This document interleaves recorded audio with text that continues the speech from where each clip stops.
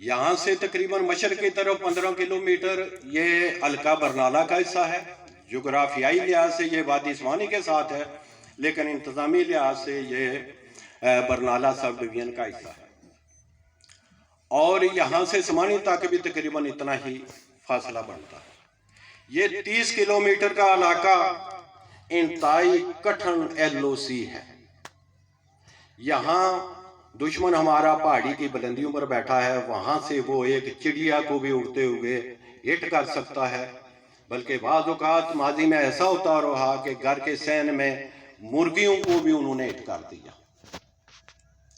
ये वैसे तो बहुत से इलाके मुश्किलात का शिकार हैं, लेकिन ये जो हमारे सामने जनाबे वाला को इसका विजुअल भी मुलाजा कराया जाएगा कि ये हमारे सामने रीछ पहाड़ी है, इसके आगे गरूंड गाला पहाड़ी है, उसके आगे बंजाला पहाड़ी है।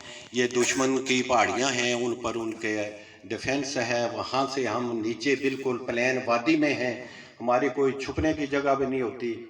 जब मार्टर और आर्टिलरी की गोलाबारी इतनी शदीद जो कई घंटों तक रहती है, जिससे ज़मीन भी थरथरा उठती है, ऐसी हालत में हम यहाँ अपनी ज़िंदगी गुजार रहे हैं।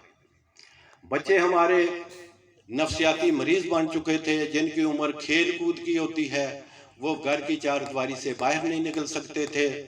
अब तो अल्लाह ने कोई शुक्र हम पर किया है, मेहरबानी, हम उसका शुक्र अदा करते हैं अल्लाह ताला का कि ये कोई सीज़ फायर हुआ है, थोड़ा सा हमारा सांस आसान हुआ है।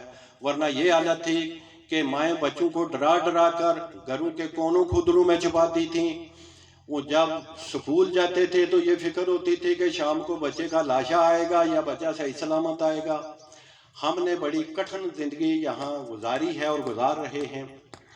इस सिलसिला में तालीम एक बुनियादी इंसानी हक और ज़रूरत है।